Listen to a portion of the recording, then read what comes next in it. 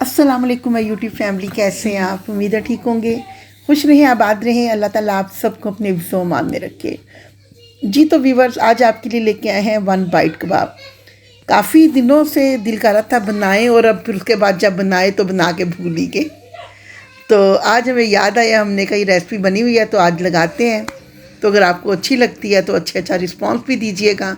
उम्मीद है आपको बहुत ज़्यादा पसंद आएगी। और अगर अभी तक आपने हमारे चैनल को सब्सक्राइब नहीं किया तो प्लीज़ सबसे पहले चैनल को सब्सक्राइब करें और बेल आइकन का बटन दबाना ना भूलें। बिस्मिल्लाहिर्रहमानिर्रहीम, शुरू अल्लाह का नाम लेके जो बड़ा मेहरबान और नहायत रहम करने वाला है। जी तो व्यूअर्स, सबसे पहले हमने यहाँ पे जो चीज़ें ली हैं हमने ग्राइंड करनी है। उनमें है 3 अदद प्याज, धनिया है और 8 से 10 अदद सब्ज़ मिर्चें हैं। आप अपनी मिर्चें देख लें, अगर आपकी ज़्यादा तेज़ हैं तो आप कम ज़्यादा कर सकते हैं। और प्याज भी यहाँ पे थोड़ा नॉर्मल साइज़ के हैं, मतलब छोटे प्याज नहीं हैं। और यहाँ पे हमने ले लिया है लहसुन अदरक, मेरा चॉप किया हुआ है, आप अपने हिसाब से जितना लेना चाहें। और इन सारी चीज़ों को हमने कर लेना है अच्छी तरह से चॉप।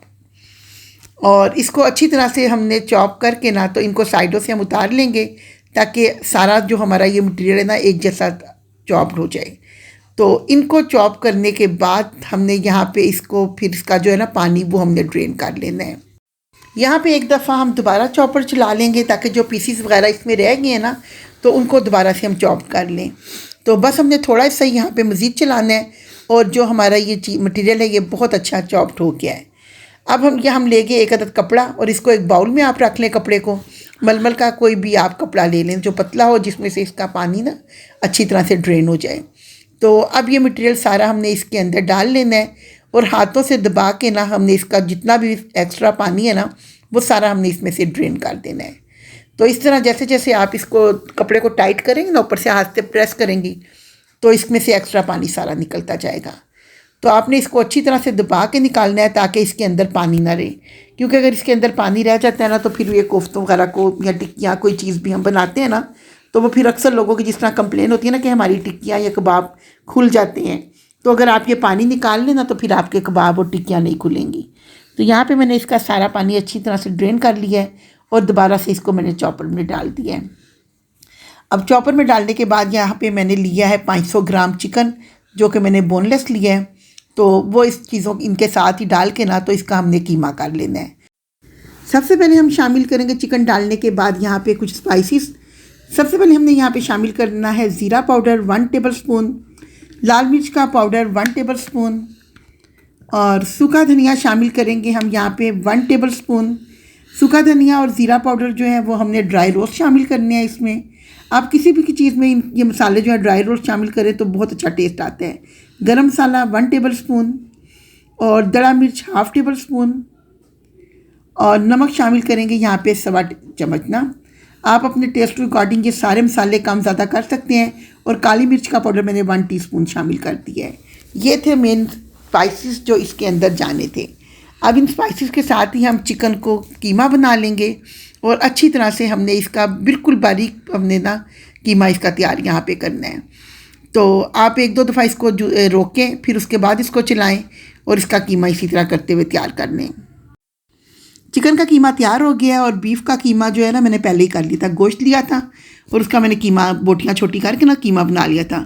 और 100 ग्राम मैंने इसके अंदर फ़ैट शामिल किया है। जब भी आप कबाब, कोफ्ते, टिक्कियाँ इस किस्म की चीज़ें बनाएं, इसमें फ़ैट लाजमी शामिल करें, क्योंकि जब हम इसमें फ़ैट शामिल करते हैं ना उससे आपकी टिक्कियों में आपको किसी किस्म का कोई बेसन, ब्रेड, कोई चीज़ आपको डालने की ज़रूरत नहीं पड़ेगी, और आपकी टिक्कियाँ भी नहीं टूटेंगी ना। इस तरीके से आप बना के देखें इंशाल्लाह। अगर फ़ैट नहीं है आपके पास तो चिकन का आप सिर्फ बना रहे हैं ना, तो आप इसके अंदर साथ मक्खन शामिल कर लें, उसके साथ भी इसका टेस्ट बहुत अच्छा आ जाएगा। और आपका जो कीमा है ना ये बहुत ज़्यादा चिकनाई वाला ऑयली सा हो जाएगा, और उससे आपके कबाब बहुत अच्छे लगेंगे और कबाब टूटेंगे नहीं। अब इन दोनों तरह के कीमे को हमने चिकन और साथ जो बीफ का कीमा है ना इनको हमने अच्छी तरह से कर लेनी है इसकी मिक्सिंग, ताकि जितने मसाले हैं सारे इसमें अच्छी तरह से यकजान हो जाएं। तो यहाँ पे माशाल्लाह अल्हम्दुलिल्लाह इसकी हमने अच्छी तरह से मिक्सिंग भी कर ली है, और मटेरियल हमारा बनके बहुत अच्छा तैयार हो चुका हुआ है। और यहाँ पे हमने एक छोटा सा पोर्शन लेना है, और यहाँ पे हम बना रहे हैं 1 बाइट कबाब। तो इसके लिए बहुत छोटा पोर्शन हमने लेना है, और छोटे छोटे कबाब हमने इसके लेके बना लेने हैं। कबाब आपने थोड़े मोटे मोटे बनाने हैं, क्योंकि जब ये पकते हुए कीमा फूलता है ना, तो ये फिर मज़ीद आपके थोड़े छोटे हो जाएंगे ना, तो फूले फूले कबाब बहुत प्यारी आपकी टिक्कियाँ बन के लगेंगी। तो इसी तरह छोटा छोटा पोर्शन आपने लेके ना, तो आपने सारे कीमे के कबाब बना लेने हैं।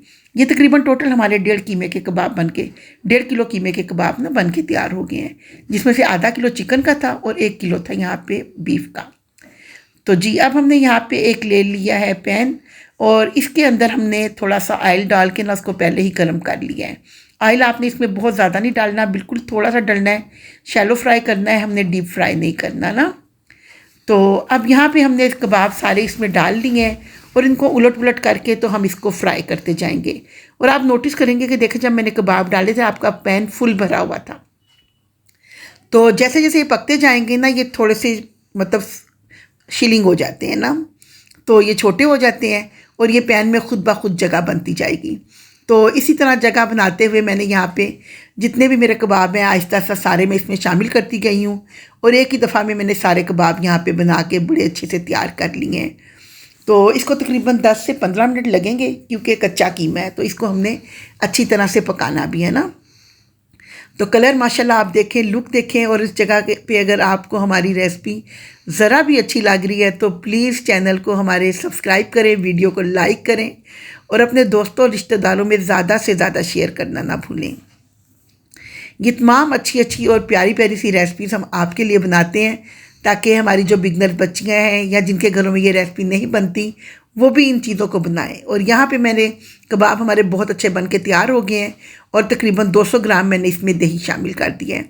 दही में मैंने थोड़ी सी ग्रीन चटनी मिक्स की थी, तो आप अगर सादा ही मिक्स डालना चाहें तो सादा भी डाल सकते हैं।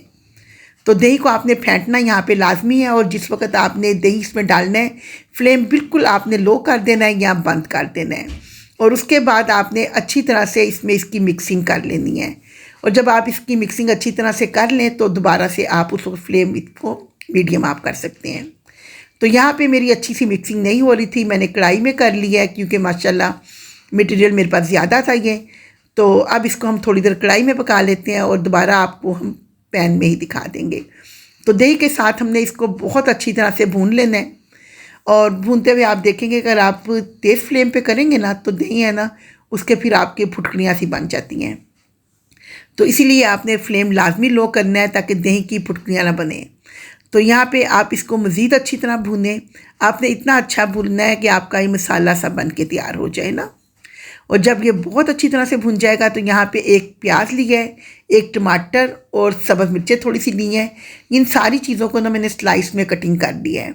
और सब्ज़ मिर्चें ख़ास तौर पे डालते हुए आपने ये चीज़ लाजमी चेक कर लेनी है कि आपकी मिर्चें ज़्यादा तेज़ तो नहीं हैं। मेरी बहुत तेज़ थी, इसीलिए मैंने बचा ली हैं इसमें से। तो आजकल वैसे भी मिर्चें अच्छी खासी तेज़ ही आई हुई हैं, तीखी हैं मिर्चें बहुत ज़्यादा। और अब यहाँ पे हमने जो काम करना है ना, यहाँ पे हमने फ्लेम फुल रखना है। यहाँ पे आपने फ्लेम को बिल्कुल भी लो नहीं रखना। अगर आप यहाँ पे फ्लेम को लो रखेंगे ना, तो जो सब्ज़ियाँ हमने डालनी हैं ये अपना मॉइस्चर छोड़ देंगी। तो इसीलिए हमने यहाँ पे फ्लेम को तेज़ रखना है, और स्टिल करके ना आपने इसका अच्छी तरह से सब्ज़ियों को पका लेना है। और इसके बाद मैंने अच्छी तरह से हमारी सब्ज़ियाँ पक गई हैं, और 2-3 मिनट के लिए मैंने इसको रख दिया था दम के ऊपर, ताकि ये बहुत ज़्यादा मज़ेदार हमारा सालन बन के तैयार हो जाए।